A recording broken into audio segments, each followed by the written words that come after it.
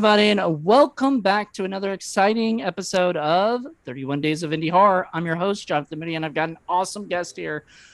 Please welcome yourself, sir. Who are you, and what do you do other than, just be an awesome actor?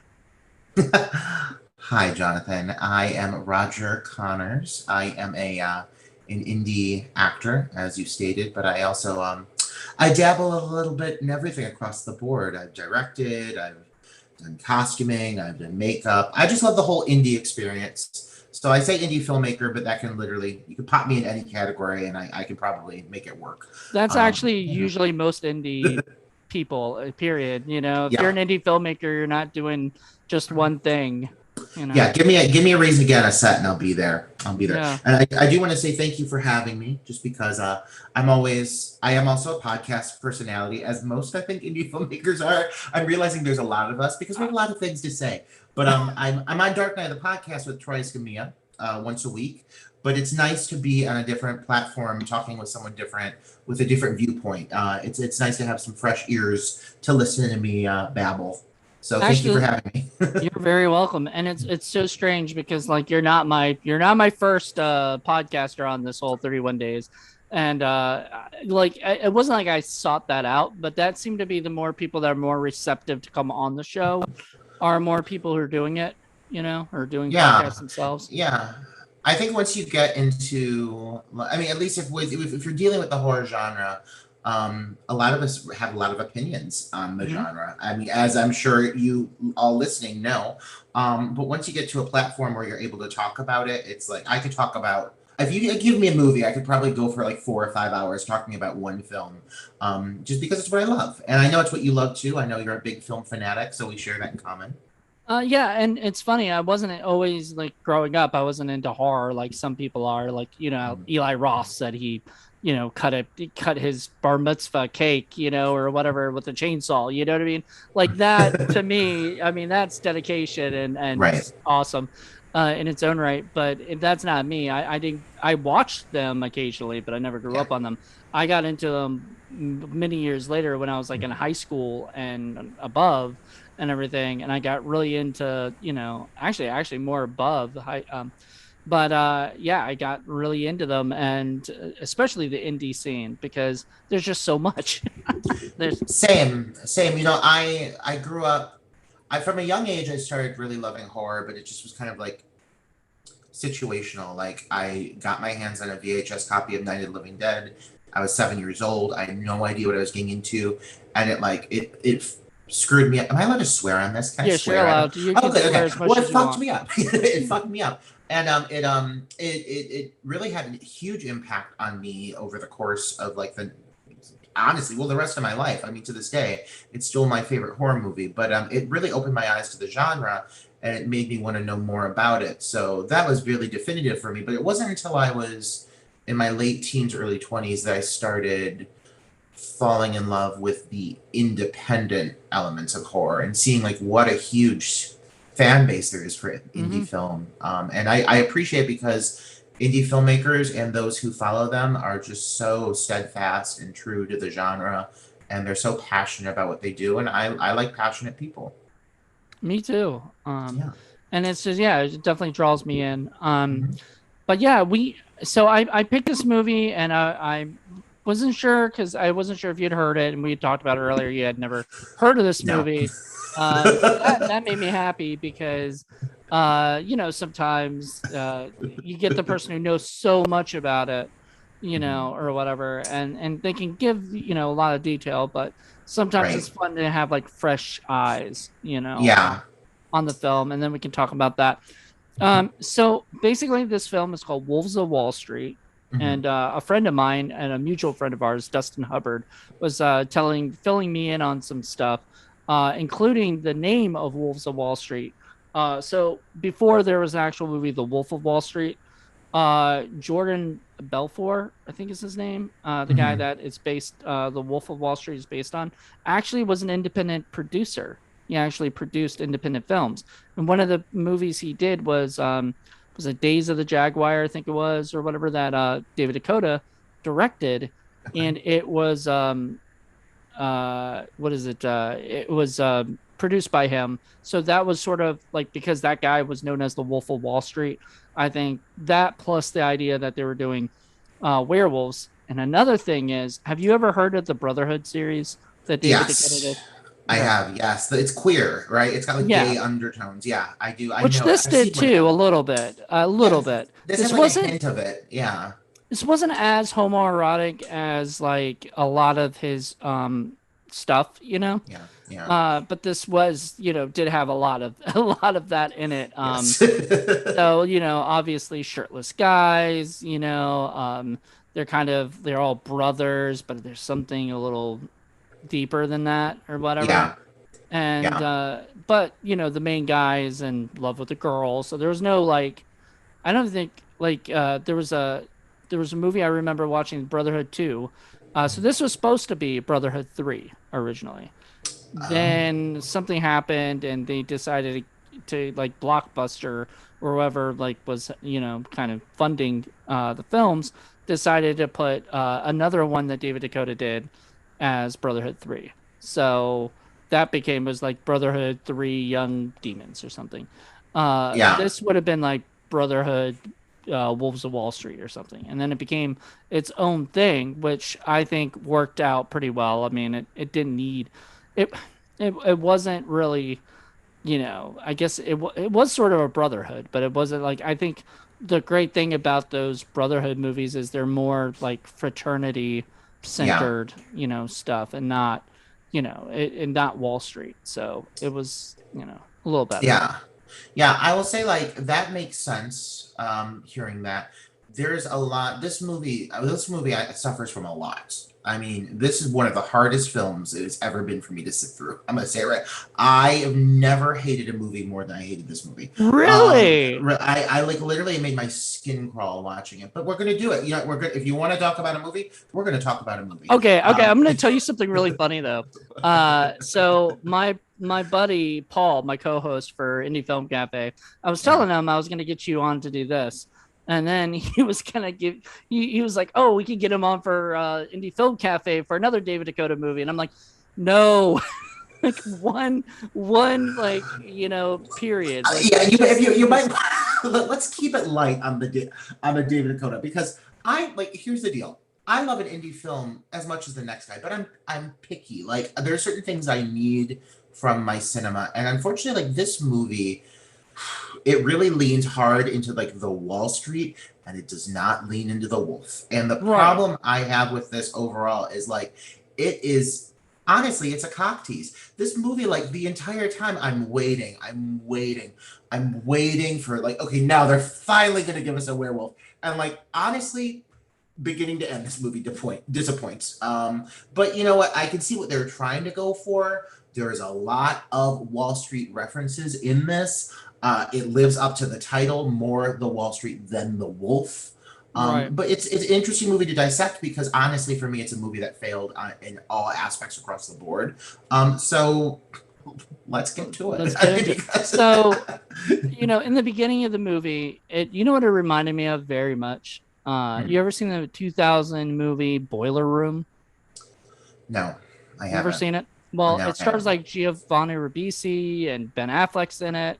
Okay, so you know that Okay. scene in Wolves of Wall Street where Yeah. they're kind of I think it was Vince, but one of them was giving like the lecture to the new trainees and telling them, Yeah. we're all together and we're blah blah blah blah blah. That was all from Boiler Room, except words changed and things were, whatever to make it more wolfy, I guess. But like, Oh yeah. yeah, so because they kind of talk about sort of being a pack, blah Yeah. blah blah. We don't Yeah. turn our backs on each other. We don't, we don't backstab, blah blah blah. But Right. all that was actually in a way, in Boiler Room with Ben Affleck. Ben Affleck was in a scene where he was kind of telling everybody, if this is what you want money. Yeah. This is how you're gonna get it. You're gonna blah blah blah, right? And but his scene in that movie was so much better than what they tried to do with this. And it Yeah. just seemed like, okay, this was just a ripoff of Boiler Room. Oh Even to yeah. the point of like the beginning of the film, he's running around trying to get a job and nobody will hire him until he, happily runs into the bartender. Oh yeah, I mean this film is very much a product of the time. Like it is capitalizing on a lot of the plot points and the fascination with Wall Street and everything. Like it's very millennial, very very of the millennium, and it feels it. Um, Down to like how they shoot everything, the digital moons. If I see another fucking digital moon, I'm gonna stab my eyes out. Like it's the same shot of a digital moon over. Like it is permanent state of full moon over the course of this entire film. There's never any other kind of moon. The entire time, it's only full moon in the night sky. Um, Right. Well, that's not the only one they show when they show it, yeah, but right? I mean, it's like days and like this seems to be going on for days, and there's never like a crescent moon. But that aside, it's just this movie. Like, I think my biggest issue with it, and I get that it's indie, but I've seen plenty of indies that this does not apply.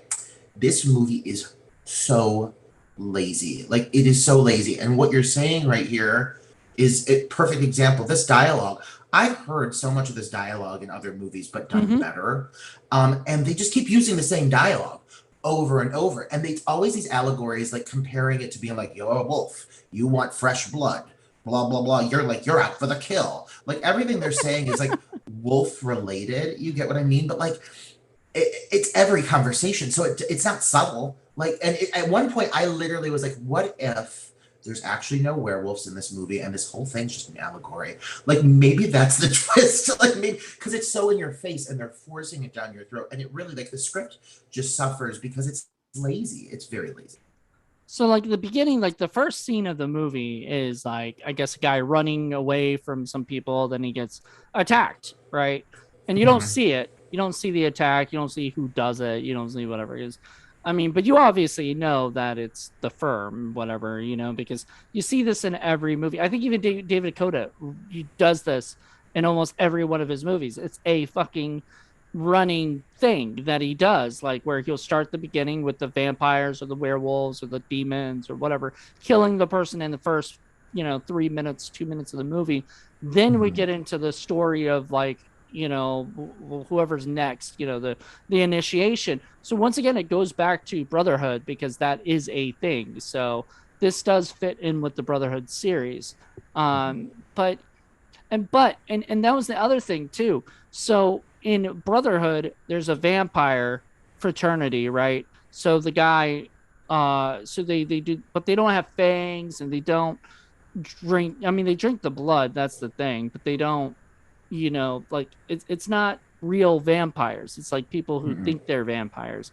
So I'm Right. wondering if that's what it is with this. Like is he like a werewolf, sort of like, or like Yeah. Oh, that's the question. Like the whole movie is literally like, I'm like, will this guy ever actually turn into a werewolf? And like, once you finally do get like some werewolf esque like moments, it's like, first of all, there's so much growling over the course of this film, just like awkwardly placed like wolf growls during a transitional sequence, like, "Ah, ah," like you just hear it, but it doesn't go anywhere. And you have so many sequences where you think someone's about to transform into a wolf and they don't. So finally, when you start to like get a little bit of werewolf action, and it is like that much, it's like nothing. You start to see like veins around like the side of the face and like the forehead, and that's all you get. You don't get claws, you don't get fangs, you don't get you don't fur. get you don't get fur, you don't get. I was like, give me a transformation sequence. At least if you're gonna make a movie called Wolves of Wall Street and make me sit through a bunch of like fucking Well, Wall Street jargon, at least give me a fucking transformation. well, And they didn't. that's what I mean. That's probably what people would be pissed off on, the first Brotherhood because there are no vampires. Like it. Yeah. That's a thing that he did. But also, you're mentioning before that you would hear the growls, but then nothing would happen or whatever. That was just them trying to kind of remind you that this is a werewolf movie because like most of the time, Yeah. like after a while, it just like it's like what Yeah. are we watching? Yeah. Like seriously, like they have to remind you. Like I literally think this movie suffers from a lot of over editing, by the way. Like there are so many montages of people like business Okay. people on the streets, and like it's like really overshot, and like you can tell they're padding the running time, and they keep using the same footage, and like the lead guy is dressed like a white Samuel L. Jackson with like those little sunglasses and like that backwards cap, and I'm like, what the fuck is going on? I'm like, I don't give a fuck about this. Give me some werewolves. And it just it never hits. It never hits. And like that's gonna be throughout this whole review, that's gonna be the problem is regardless of who made it or what their goal was, they failed at making a horror movie. And that's Uh-huh. honestly the case. They failed at making a horror movie. There is nothing scary about this movie whatsoever. There's Mm. nothing even remotely suspenseful. I don't give a fuck about any of the characters. At least we got to see the one chick from Clueless. I'm like, I was hoping she was doing better than this. But like, it really they really just fail miserably in the horror department, and that's a letdown because it is kind of a cool title. I think this was like right after the Clueless TV show ended, and Elisa Yeah. Donovan was just like, "Oh God, I need something," like I need. Well, shit, Sabrina. Oh, She was that's on true. Sabrina for That's a couple of true. years, but yeah, I mean, this was really just this movie did no favors to anybody involved. I mean, fucking Eric Roberts. At least he got to piss on someone's shoe, but like even that, it's like he doesn't even blink. He just stares him dead in the eyes, and you just hear it like whoop drop out. And you just hear him start pissing on Well, somebody. I mean, they're But not. like I would not imagine that they'd actually show his dick. Pissing no, on I mean I'm not expecting to see, nor do I really want to see Eric Roberts' dick. Let's be clear. I may be gay, but I at least am selective. But no, Eric Roberts is somebody at this point, he's attached himself with so many indie movies. And Eric Roberts at his core is a really great actor. But like, the best actor is only going to look as good as the filmmaker who's it. directing them and filming him and picking the shots. And Eric Roberts, lest we forget, was in like The Dark Knight. He's been in so many great films. This movie does not do him any favors at all. Well, nowadays he's really in a lot of indie films, and he does a lot of David DeCoteau films. Mhm. He especially his Lifetime movies now. Like he's in The Wrong Teacher, The Wrong whatever, all these different wrong movies. Eric Roberts will be in anything, I guess, if he gets a paycheck. And I see that in the best possible way. I saw him in the Rihanna music video for Bitch Better Have My Money the other day. And I was like, oh, he's in that too? I forgot about that. So like, yeah, Eric Roberts, yeah, he's very like his name is very synonymous with independent cinema in general, but he's still a phenomenal actor. And even in a low budget movie, you can still make somebody look good. A movie that I'm about to review with my team is House of the Devil, a small budget film, a very small budget film, but it's got the likes of Dee Wallace, and there's a few people in it who are really strong performers. And they took this meager budget and they made the most of it and made a film that makes, honestly, I think everybody involved shine. The performances shine. This movie, the Does not. director does not know, he doesn't know how to lead his talent and bring like the strongest performances out of them. It lends for a very flat, lackluster final product. I agree. I agree completely. And Yeah. I I remember I bought this movie years ago. I think on either Amazon for like the used and new or from Best Buy itself, like I don't know, whatever. But I remember I own this movie. I watched it on Mhm. Tubi though to redo it because it's probably at the studio right now. But I remember watching it and going like being confused as to like, Mhm. well, was this a horror film, And Right. so, like, now that I rewatched it, it's completely not a horror film. It has Mm-mm. horror elements or whatever, and Yeah. it's got that ending that makes it sort of, but like you have to sit through the whole movie to get to like the third act when he starts to become a werewolf, and like the first scene of that is him getting up from after laying in bed with his girlfriend, going out and killing some random guy or whatever, and then coming back and going to bed. And it was, Right.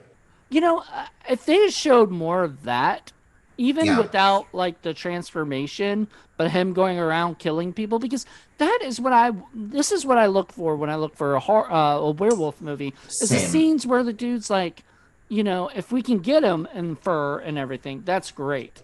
If you Yeah. can't get him in fur, at least have him running around killing people, then waking up naked, and then like going, Right. what the fuck happened? It's Oh like being in yeah. a bad blackout. you know? Yeah, yeah. Well, and there's always like, I mean, there's always ways to do things on the cheap, but still do it in a way that's effective, you know? And there's so many opportunities in this relatively short film. Like this is what, like an hour and 14 minutes. Like this is a short movie. There was room for all of these sequences of these, you know, these dames that they would bring in and apparently eat, which I don't know if like even they even eat them because you don't see anything. They don't show anything. Why not? Like this is if you're promoting this as a horror movie, even if it's like a PG-13 light horror movie, like give us a little bit of something. They literally, I think, went through maybe one bottle of fake blood, like one Halloween shop bottle of fake blood over the course of this entire movie. There's like I can count the number of times you see blood over the course of this whole film. There's nothing, and like there's so many like victims, quote unquote victims, where like you know you have a character come in and then you never pick up on what happened to them. Like example, and here's that homoerotic tone. The scene where the lead character Jeffrey is like having his like werewolf breakdown in the streets, and there's like a gay man who walks up in leather behind him and like puts his head on his shoulder, and then like cuts to that goddamn fucking digital moon, and you just hear the sound of that werewolf like "ow" and like a scream, and that's it. And it's mind-boggling to me why you wouldn't take advantage of you set it up, you set the stage for what could be a kill sequence, even if you're not going to go full werewolf. Why are you not giving us the aftermath? Why are you not giving us the process? Why are you not showing us the violence? What we as viewers would anticipate would come from the genre. Yeah, and it like it kind of pissed me off with like the whole transitions and like with him and his girlfriend stuff, like that just annoyed me. After a while, I didn't like I as much as I love Elisa Donovan, I didn't care, for her character after a while because her character was barely in it, when she was in Yeah. it, she's like just yelling at him about stuff. And but I will say one of my favorite scene, I will say a favorite scene. My favorite Okay. scene is when he's talking with her and he can smell Eric Roberts' cologne, you know, and he Mhm. knows it's Eric Roberts' cologne, so he's like calling her out on it, and she's like kind of all freaked out, like, "How the fuck do you know this?" and everything. Mhm. I wish they leaned more into that, that aspect of him being a wolf, like because Yeah. it's almost like he doesn't even acknowledge the fact that he has all these powers now, like he Yeah. can sniff Yeah. things and like I don't know, it's just weird. The script, I mean, honestly, it all falls back on a really weak script, Hmm. regardless of what the title is or what like whatever they title it. The script is so bad, and it leaves you little room to care about the characters because it goes from like here's some like Wall Street dialogue, jargon. Like you're learning about Wall Street, you're hearing them talk about Wall Street, you're hearing them like talk about how they have to have like bloodlust for it. And then it goes to like the girlfriend and they're like kind of bickering. Then it goes back to Wall Street and then it goes back to some bickering. And that's like literally all it is. The whole course of the movie is a back and forth between this guy's relationship and his job. And I guess it's just one of those things you would anticipate that it would be building to something. But that, I mean, if I'm going to talk about any disappointment with this movie, it's that finale. I thought I at least they've got to be building to something that's going to be so explosive. like all the budget had to go to this finale. And then like it comes down to it, and they have it like there's like that silver like blade that she got him as a gift. I I mean, thought it was is like it they're like a supposed to be a pen or something. it's a pen. Yeah, and like literally, literally, this girl fights off three werewolf men. Apparently, they're werewolves. I don't even know. Stabbing them and like just stabbing them, and then they like stab the guy in the neck, and then they're like, "Let's get out of here."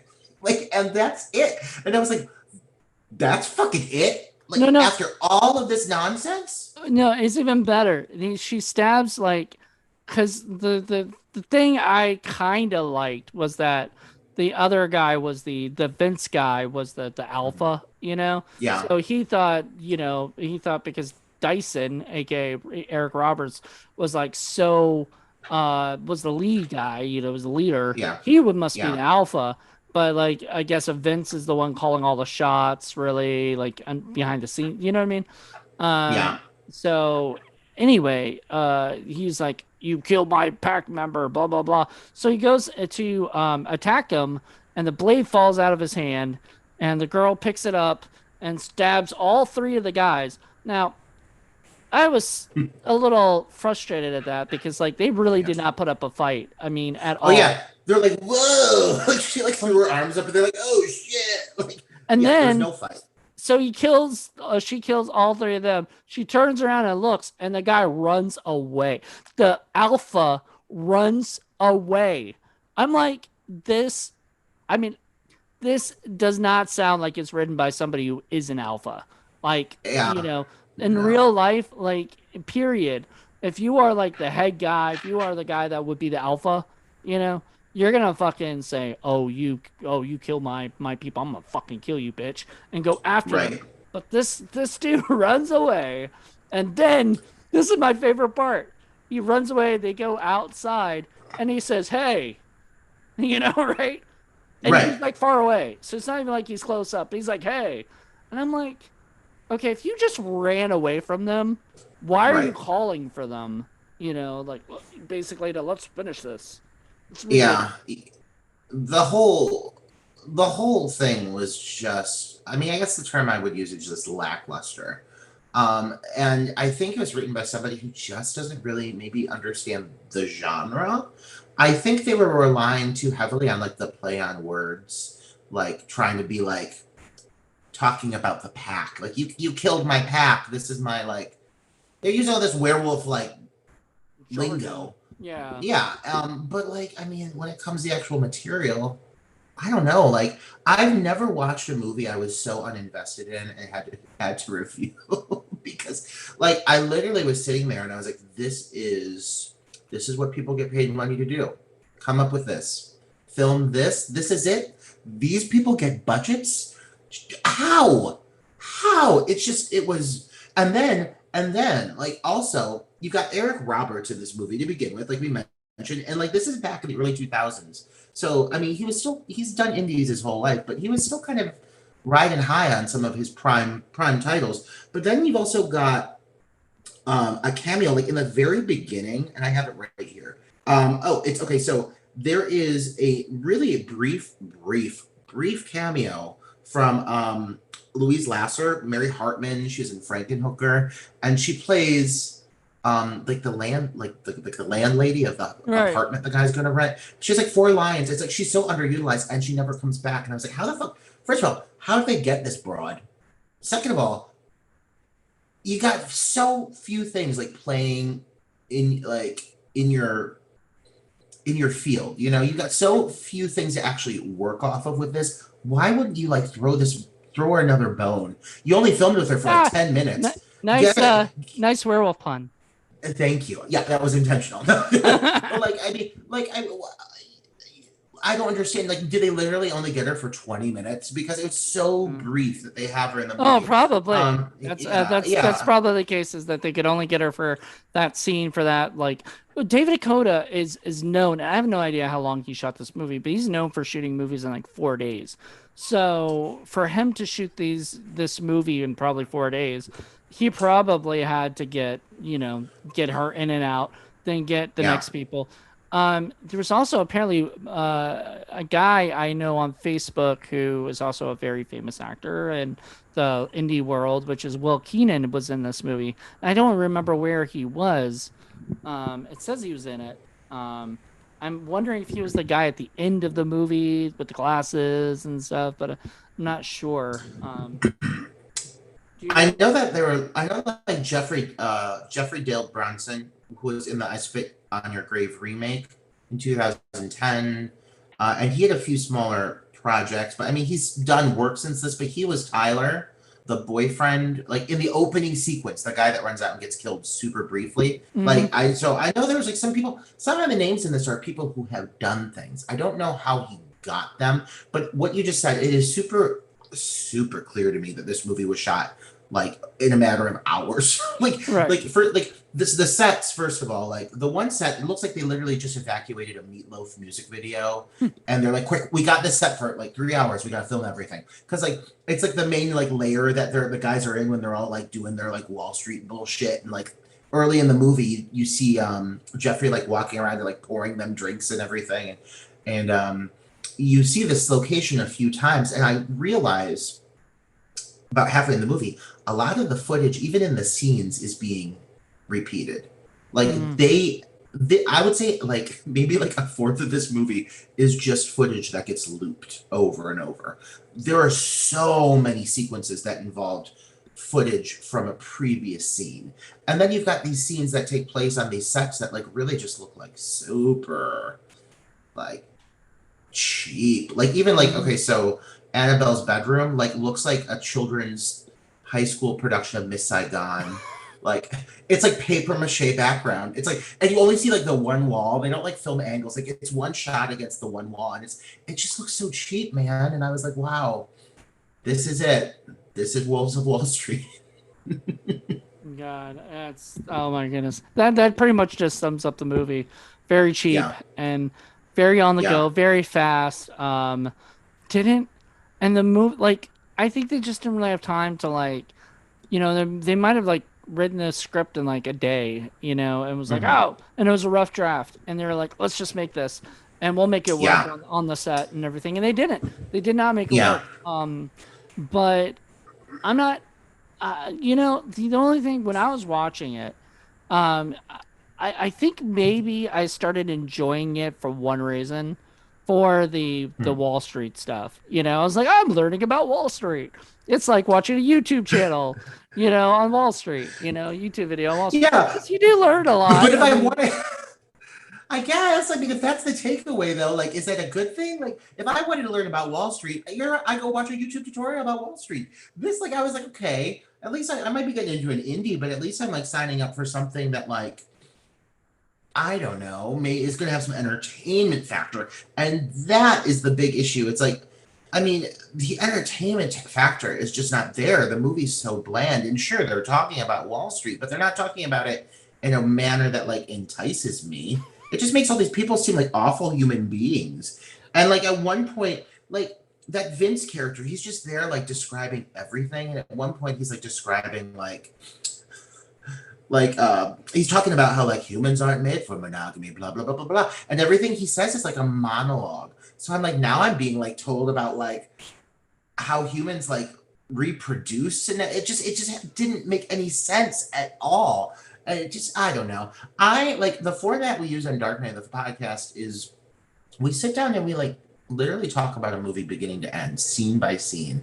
And I was started writing my notes, like kind of anticipating, like, okay, like we're gonna go through and dissect this movie. But it became really clear to me, like, that was not possible. Like it would make for a very brief review. So I yeah, mean, it like, could I don't sort want of to be spoil. also sort of boring in a way because like Yeah. every scene is not meant to be talked about. I mean, there are Mm. some scenes that just kind of go on, and they're very boring, and it kind of like it makes me want to go look at my watch or go look at my thing or see how much longer I have for the movie.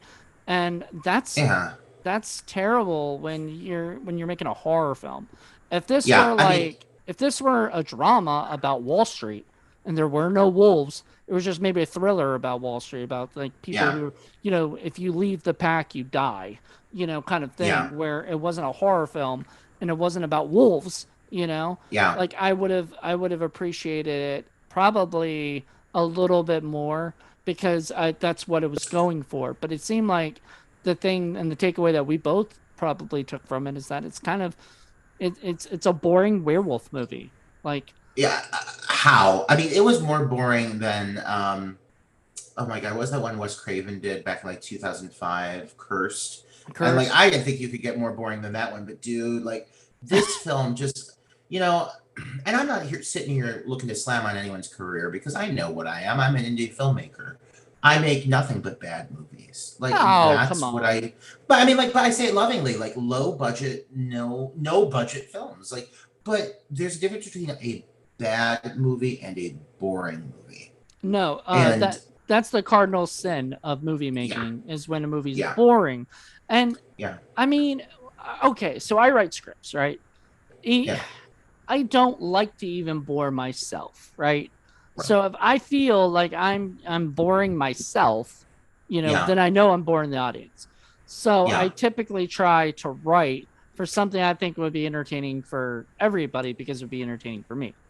Yeah. This guy who wrote it, who let me look him up real quick. I actually looked him up earlier, and he was in he had actually wrote the original Brotherhood, so that totally makes Hmm. sense. Um, but Barry yeah, Levy, is that it? He yep, did and Vantage Point. he did Vantage Point, and he you said something earlier about this writer doesn't seem to know the genre. And so these were his first two movies were Brotherhood and Wolves of Wall Street. Then he did Vantage Point. Then he did a movie called Paranoia. Then he did a TV series they wrote 2 episodes were called Startup. He did the LA's Finest. And so that's what he's good at, probably, you Yeah. know? Yeah. And you know what? And those movies sound exactly like how Wolves of Wall Street would have been if you had taken out the wolves, you know?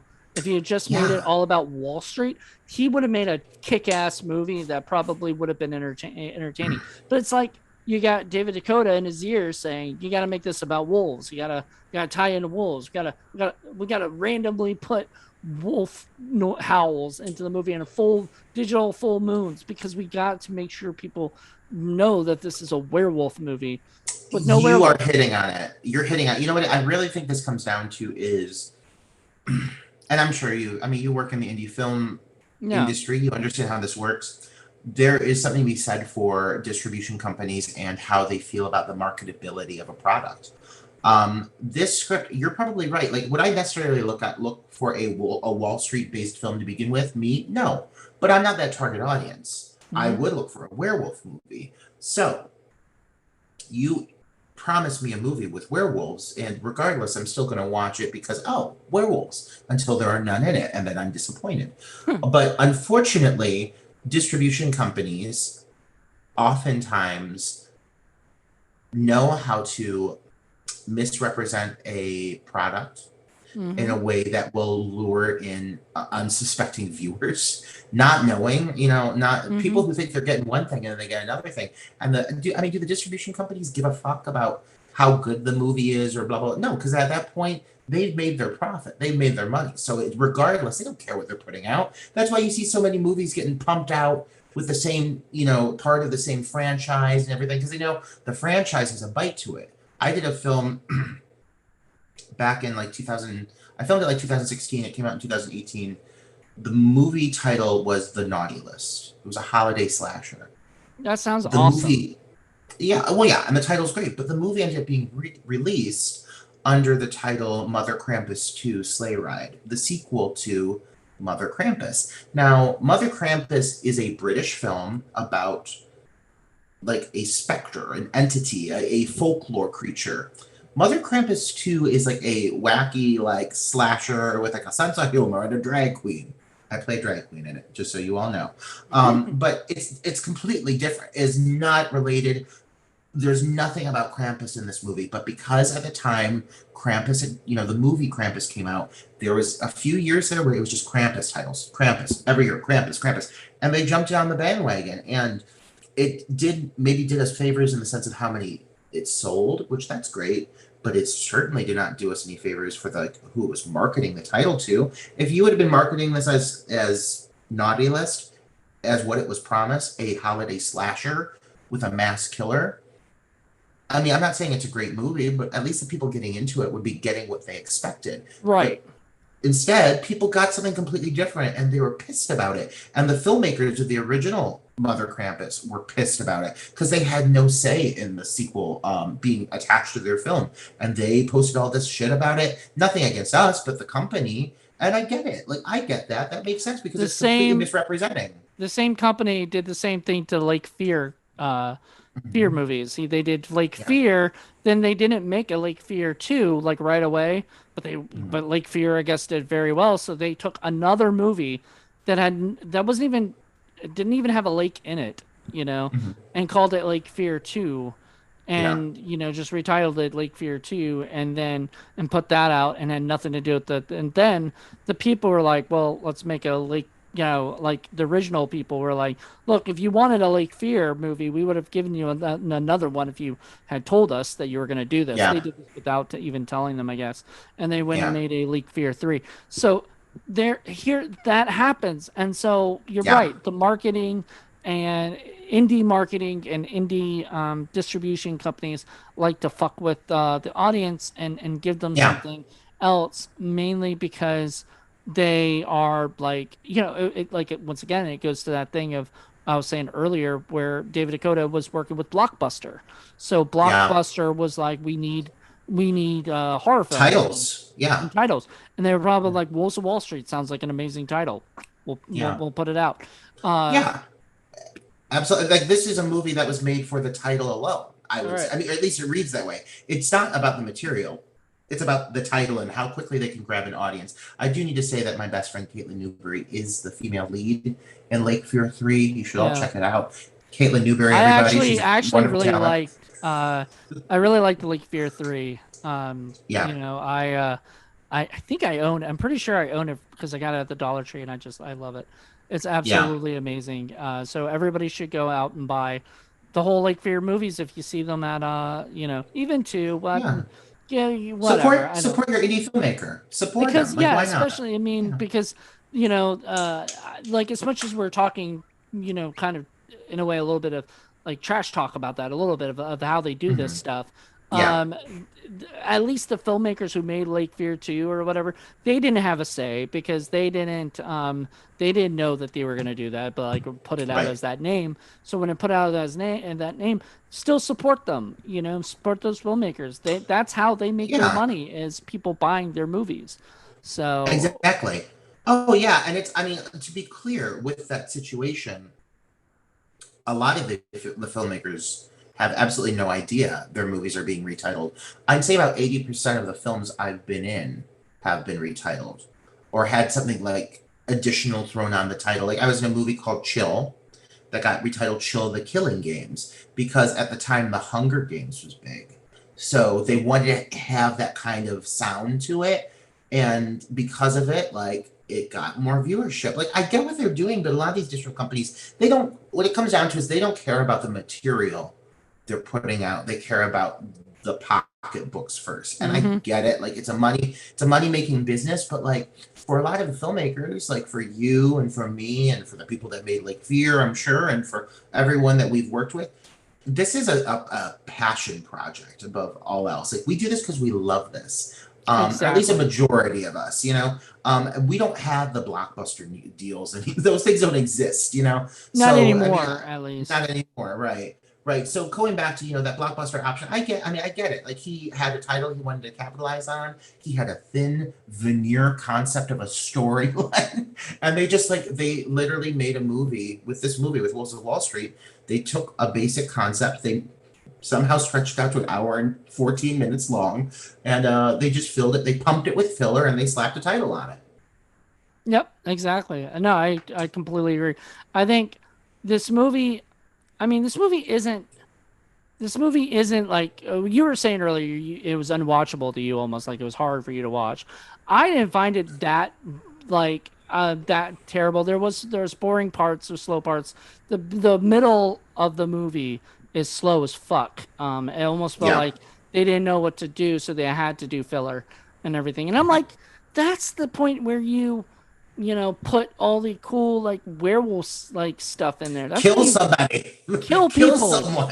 Um, so I don't know if you follow Save the Cat, if you know that screenwriting book, but in No. it's got structure on, story structure on how to do the acts, and one of them is in the pages 30 to about 45 or so. It's called Fun and Games, right? And that's where the characters are having fun, they're doing stuff, it's lighthearted, it's not the serious part. So that would be Right. when the more of the murders, happen or whatever. That Yeah. they did not, well, I mean, I guess they didn't know about Save the Cat back then anyway, but in 2001 or 2 or whenever it was actually shot, they didn't write that way because it was so boring. First 30 minutes, I mean, First 30 minutes is all them doing, Wall Street stuff, I mean, I'm gonna say the whole thing's boring. Like, I get it. Maybe at least towards the end of the movie, they like have like, I don't know, a change of scenery when they go to that chick's birthday party, and like, but it's so brief. This is another thing. So like, they'll finally have moments where there'll be like a moment of confrontation or a moment of, I don't know, some of the moments with Eric Roberts, for example, where there's like actual dialogue with some substance and some intensity to Yeah, it. they gave him all the He's really meaty stuff. right, but it's so brief. Like, instead of taking so much time and investing it into the Wall Street or the bland relationship arcs, like, why not take those moments and expand on those? And like what you're saying, like the fun and games, there's absolutely no fun and games in this film. This movie, like we said earlier, it suffers mostly from just being boring. And like, even like there's one specific moment, like a huge letdown. So there's that whole moment where she comes out of the restaurant and he's bit that one dude on the neck. Like, we're actually getting back into Wolves of Wall Street, guys, so buckle up. But he bites that dude in the neck, who, that guy is now a werewolf, by the way, didn't get addressed. That one guy with the glasses. And then she sees him and she's like on the steps of the restaurant and she's like, get away from me. And she like runs in slow motion down a block, like the shortest running sequence ever. So they slowed it down to make it a little bit longer. She then runs into her like empty, desolate apartment where there's nobody to protect her. So it's a horrible idea. And then like he busts in and it cuts to like the moon and there's a scream, as you do in this movie, where there's no actual violence, there's just cutaways. Then the next morning, he like wakes up on the floor and she's like just leaning against the wall, like moping. And he's like, "What's wrong?" And she's like, "Keep away from me." And like he pulls her hair aside, and there's like where apparently he bit her on the neck. And it honestly, like, it just looks like she got a really aggressive paper cut. Like, it is the lamest effect I've ever seen. There's no Uh, blood. It's I just thought like it was just like makeup just put on her like neck, there's like like they a didn't. tiny, there's what like a small slice, but it's very tiny. And I'm like, would that even turn her into a werewolf? What did he do to her? I mean, obviously he like chased her into the room. Did he like nibble on her neck a little And bit? they Like, I never don't even. even play with that idea because you know what it would have been cool is if when she was getting attacked or whatever and stuff and she was like grabbed by the people and everything where so we'll get into that in a second, but she's grabbed by them.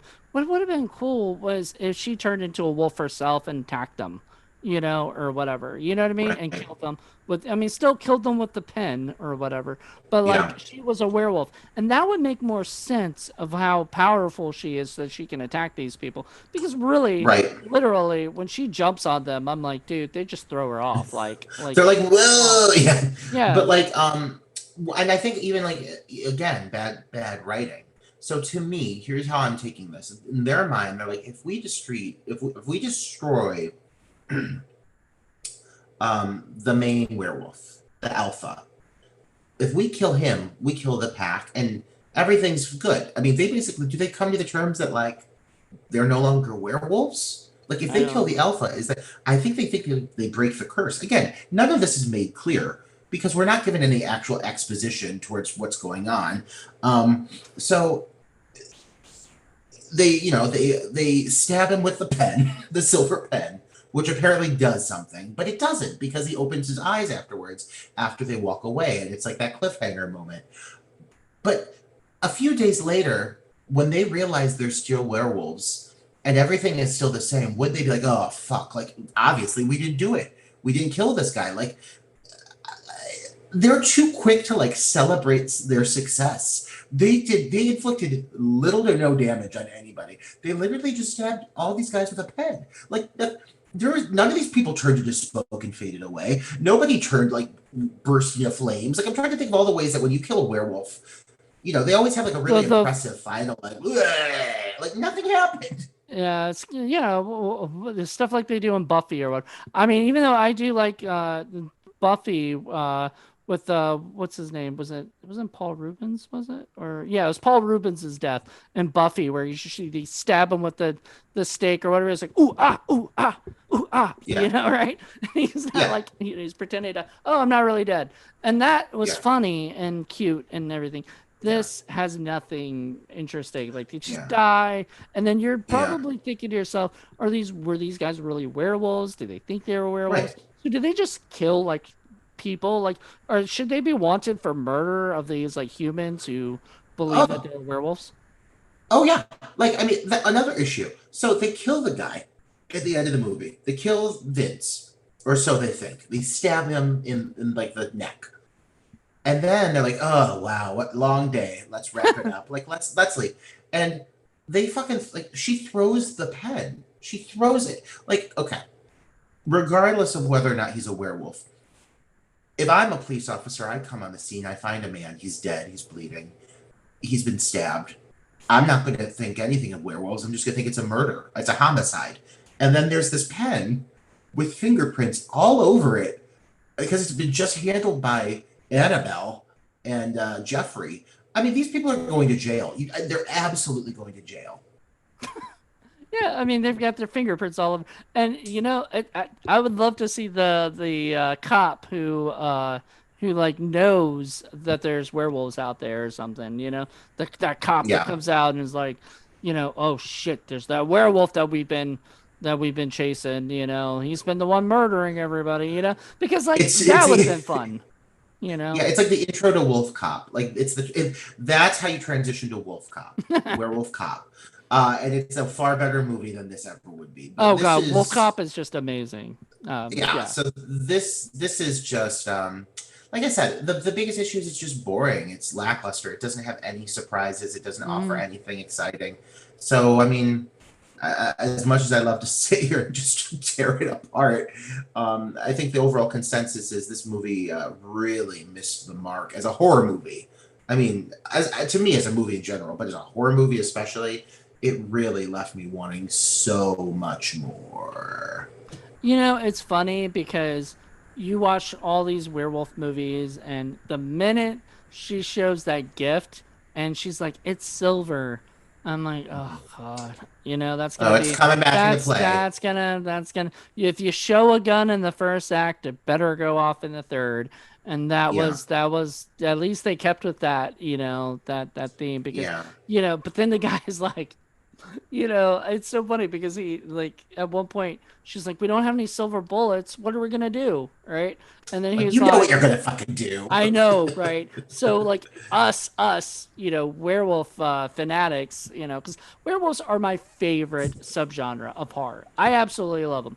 I have not made one yet, and I plan Mhm. to eventually because I do love it, but like, I don't want to half-ass it, like Yeah, I have had werewolves yeah, in my movies, but they hadn't turned, or whatever. They were just yeah. eating food in a restaurant, But, my idea is, my idea is that that's it, right? Like, Mhm. if you're gonna make a werewolf movie, you can't half-ass it. You can't Right. make it be a bunch of normal people that turned maybe they bite somebody. That's not a werewolf. That's a person who bites them. That's a cannibal. This Yeah, movie did not have werewolves. It was you know yeah, yeah. And I will say, like, I wouldn't say werewolves are my favorite because I'm very picky about creature films. And werewolves, unfortunately, like the line between shticky and stupid and effective, like it's a fine line. Like the werewolf movies that I enjoy, I love. Like American Werewolf in London. Of course, everybody's You go-to know, werewolf movie, which I mean, and look, it's a classic. It's yeah, understandable, like that's the movie, but it is the like legit like best werewolf movie. Then there's the Howling. love the Howling. Anything Sounds with like you're being attacked by werewolves in the back. you're hearing him, yeah, yeah. That's Leo. He's a hunting dog, and he senses somebody outside. But no, Dee Wallace is a favorite of mine. So anything to do with her, I'm automatically sold on. But it's the effects, the transformation sequences. Like that's the thing is that's what I'm looking for is those quality moments of like actual scares. It's not. It's very difficult to get me to be scared of a werewolf sequence, but when it hits, I tend to love them. Right. I'm never scared. It's just the same things. Yeah. I'm not scared of zombies. I'm not No. scared of vampires mostly. Right. There's only a few vampire movies that actually kind of freak me out, like Salem's Lot actually kind of freaked me Mhm. out. And this is me as an adult still being freaked out by that movie. It's very, they did that very well. Right. But very few like vampire movies because they're schlocky. Yeah. Most of the time they're just people with fake fangs and fake mouthpieces, and they go around and whatever. But that sometimes is fun. Like I will enjoy that. I enjoy a terrible, unscary werewolf movie over Yeah. one that doesn't have any. Like there's only one other werewolf movie that I've seen that's not that doesn't really show him into a werewolf, which is it's called The Feral Man, Okay. made by Brett Kelly, and it's basically the idea is like, is he a werewolf or does he just think he's a werewolf? And that's like kind of the question throughout the whole thing, and that would have been a better take. Which is sort of, I Yeah. guess, maybe a little bit of the. They were trying to say they were werewolves, but was there any proof that they were even werewolves? Like, I don't know. There's the veins. We got the veins on the side of their heads. That's about it. But other than that, I give me 1 second. Hold on one. Yeah. Bear with me for a moment. Leo, there, here, go back downstairs.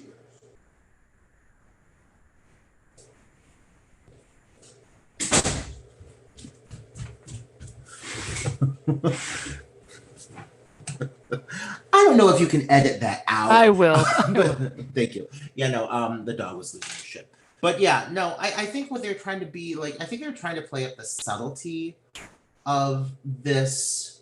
Like, that's where they kept inserting into the dialogue, and they were very aware of the kind of like,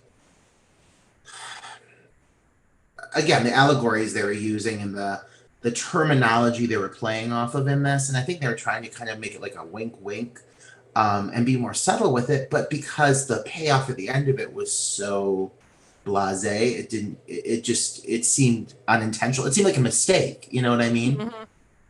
Yeah. Yeah. No, I agree 100%. I think if they had kind of leaned more into the idea of is this or are they not really werewolves? Because you don't see the fur and you don't see fangs and you don't see Yeah. you see the veins or whatever, but is that a werewolf thing? I don't know. Like Right. it didn't really like fur. Fur is a Right. thing. So I just feel like this movie was sort of meh, and that kind of like it wanted to be like wolves and werewolves and stuff, but they just did not get there. So I don't know. Yeah. Yeah. Yeah. Like, I think even they had that moment, like that one, that moment kind of early in the movie where the two women, they bring in the two chicks, and like they're like, we like to play, and like, well, work hard, play hard. And then like the four guys like sit these two girls down, and apparently I guess they're gonna like gang bang them or something. I don't know. But then like they like rip off. You're right. This movie has homoerotic tones out the wazoo, because the men like rip their shirts off, and then they all start crawling up to the women. It's very much like, dog like, wolf like. And then you have this big thing where they're all kissing on them, and all of a sudden it cuts away to one of those moments where you hear the screams and the wolf howls. And I think like that moment perfectly sums up where this movie failed, because pretty early on they do start to make it kind of clear that there definitely is a violent element to this film. Like, people are dying. You don't necessarily see the aftermath. You don't necessarily see It bodies being happening. hidden or anything. But like, you hear, like, they're definitely implying that they're killing some of these people. And so any of that mystery is taken away when you see these really like exaggerated over the top sequences of like the men like going and trying to seduce the women. Or also there's the one chick in the red that Jeffrey makes out with at one point, and then he forgets what happens. um there is definitely violence happening to people. There's no way these guys are not doing something, you Hmm. know. But it's just a missed opportunity. Like, it's definitely a missed opportunity. They could have made it so much bigger and so much badder and so much. They could have given it so much more bite. There's another joke, but But this movie at the end, it really lacks in the horror department.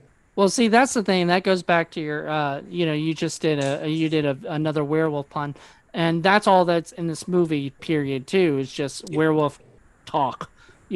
Like you said yeah. earlier, that it'll be like, stuff like we're part of the pack. Even that she says that at one point, which made me start thinking that she knew that they were werewolves because she called them the pack. And Oh I'm like. yeah. I'm like thinking, because in the beginning I'm thinking, oh, okay, she's in on it because her ex was Oh yeah. but no, the whole time she doesn't know what's going on. She thought that Yeah. Tyler really was mugged by some people when, I mean, she knew something was off, but she, whatever. And I'm just like, all of Yeah. that is just so confusing because, like, did she know? Did It's she a not total know? it's a total missed opportunity because honestly, and I wouldn't have minded this at first. I was like, oh, she's definitely in on it because she even gives him the number to contact Eric Roberts. Like she gives him the information, She obviously has an in with these guys. Mhm. Like if she like suspects all these things at the end, because she really has no negative anything, no ulterior motives, She's not part of the werewolf clan. But they set it up in a way that I was like, that's definitely going to be the case. And again, it doesn't work out in the movie's favor. It just makes it look like bad writing. Mhm. Well, they couldn't Yeah. make this movie today because, the two just too relentless. Yeah. She keeps saying no, and he Yeah. keeps coming after her. And that was like one Yeah. of the ideas that, like, like a werewolf, like a wolf would be relentless, sort of thing, Yeah. but also, Yeah. a predator, which is what Yeah. these guys are, Yeah. uh, they say that countless times is you're a predator. And I'm like thinking that definitely is not a good word to use today. Uh, Oh yeah, this movie is definitely a product of the times. This movie definitely feels like even the way that Eric Roberts talks to some like talks to the employees and the way they speak to them, like that wouldn't go over in the workplace these Yeah, let days. me And talk to the your way, HR yeah, department. yeah. I mean, well, he pisses on his fucking foot. I I mean, know. like, you know what I mean? That Like, would be that would it's, definitely be a cause of yeah, like yeah, getting the boss in trouble. Cause I don't think yeah, even when I was working at Walmart, I don't think my boss could have pissed on my shoe and got away with that, yeah, whatever. But it's yeah, just it's so weird. Like this movie is yeah. definitely a product of its time. It's also just not very good. And all in all, No, would I recommend seeing it? Not really. no. And unless you want to know more about Wall Street, but you don't care about werewolves, that is literally what I would recommend. If you want to learn more about Wall Street, but you don't want to don't want to see a werewolf movie, this would be the perfect movie for that. Yeah, But this should have yeah. just And been called unfortunately, People of Wall Street, and then yeah, which I guess doesn't have enough good enough tone or whatever, but that's yeah. really what it was. Yeah, unfortunately for me, Wall Street is not the selling point here. It would have been the Wolves. And so for me coming into this as someone who's never seen it, I was extremely let down in that department. So yes, I would definitely say pass on this title. Hard pass. I can't see myself revisiting this, not even for like I can't see myself getting wasted and watching this with friends. It's just too boring. It's too boring. Like I said earlier, I'd rather watch a bad movie that's entertaining than a boring one. I mean, you You could know? do a drinking game of like every time somebody mentions something wolfy, or whenever somebody mentions something Wall Street, and then you get fucked up in the first 20 minutes, and then it's over after that, like, I think my drinking game for this would be how many times am I let down thinking somebody's about to turn into a werewolf and then they just don't. That would be my drinking game because I would be by the end of it, I would be fucking wasted. exactly. This movie killed your hopes and dreams of watching a werewolf movie. All in Until I all, find a better one. until you find a better one, or I wonder if you could find a worse one. I mean, there's got to be worse I'm not up werewolf for that movies. challenge, man. I am not. I am not up for that challenge. I mean, like if you come across it, let me know. I'll believe you. But I am not sitting down for it. Whew, I don't know. this was a rough watch. A rough watch, yeah.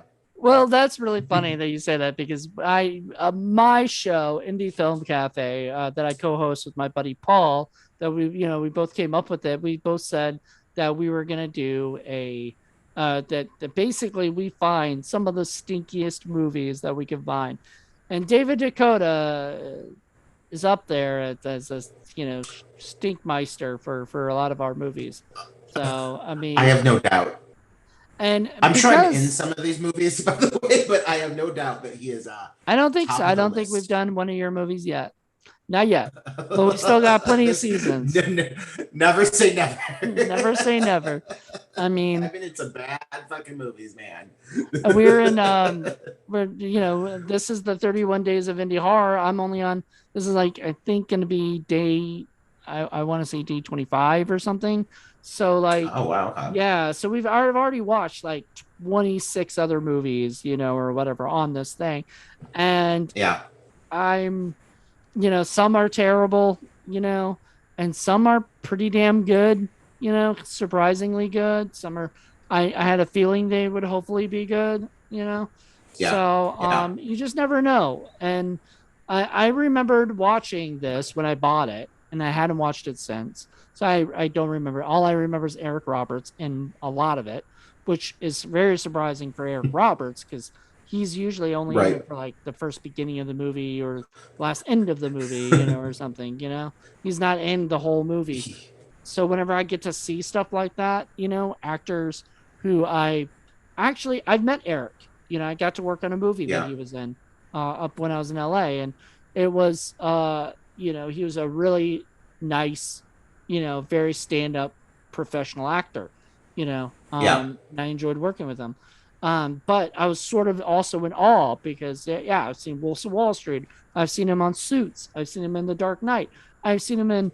I just watched Pope of Greenwich Village. So I like this dude, like is amazing. And sadly, Yeah. this just was not up to par with with his normal indie films. All of the best of them have bad titles too. I mean, the very best actors out there have some titles that just do not do them favors. I mean, look at Matthew McConaughey and Renee Zellweger with Texas Chainsaw Generations. Is that Come the on, one that that was the fun new though. The next generation? the next It's fun, but generation, it's still a horrible movie. Like and Next it is, Generation, but it's it it's is a a terrible horrible movie. film. It doesn't And make them necessarily look great, but like I mean, they can laugh about it. You know what I mean? And I still enjoy watching it.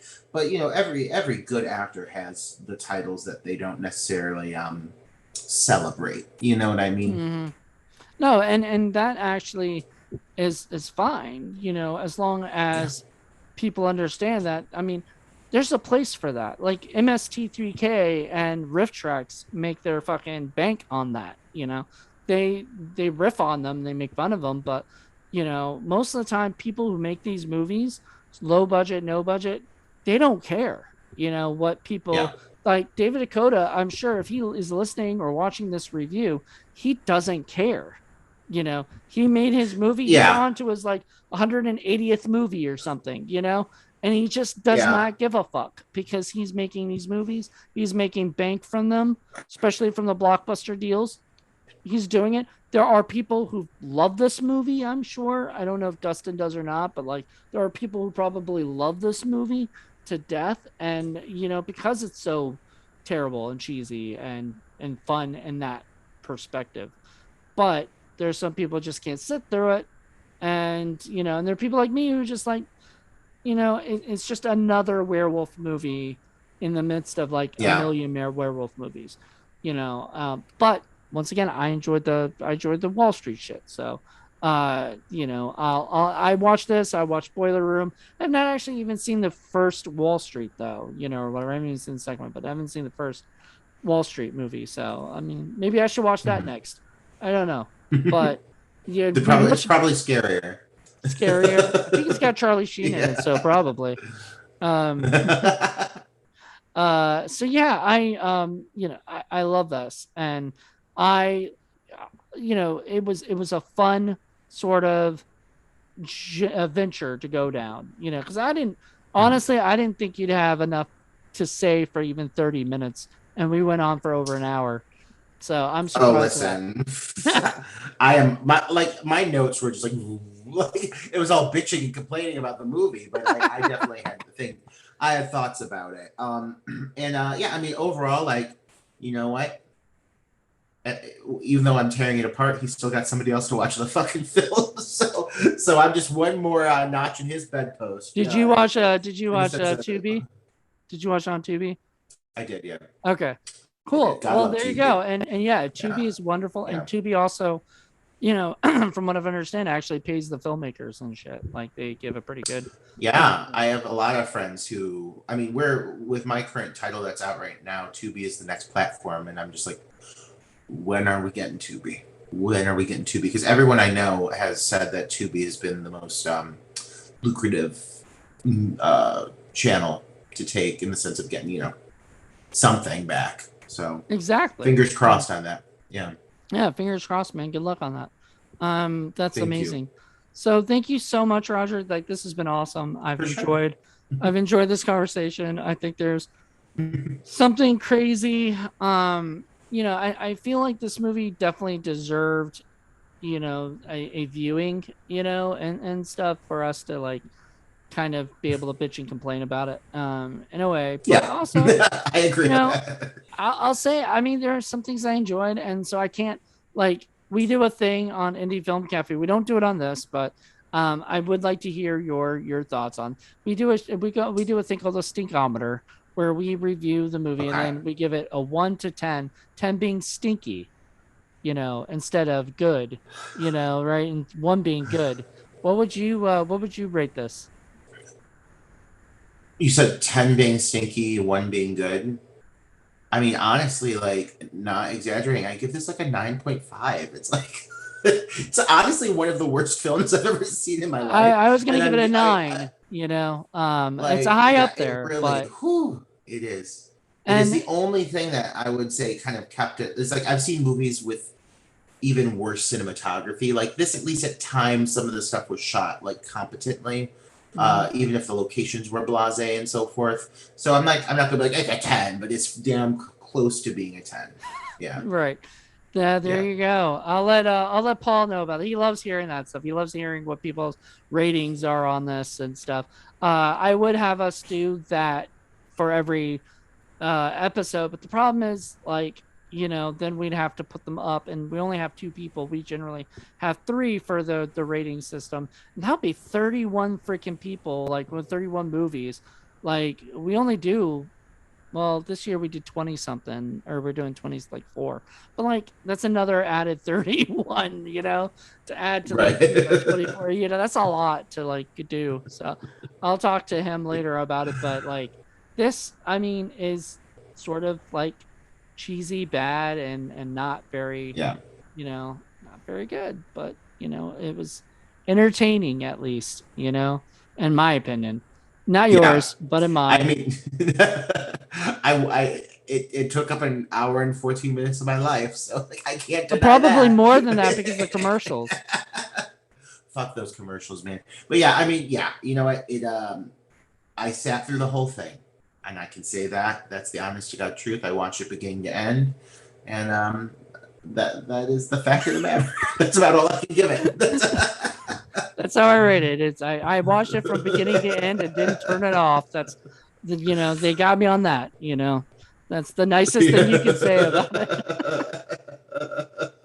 That because there's probably some It's movies true. like I wouldn't have been surprised if you had written to me and you're like, dude, I can't do this. Like we're gonna have to pick No, something else. but never. No, no. If I'm given a task, I will see it to completion, Oh God, I mean, poor guy. regardless. Trust me, we'll have to Regardless. get you on Indie Film Cafe, and Paul can actually get you a movie that that's harder to I might watch. enjoy it. Oh, okay. Oh, wow. Okay. Challenge accepted.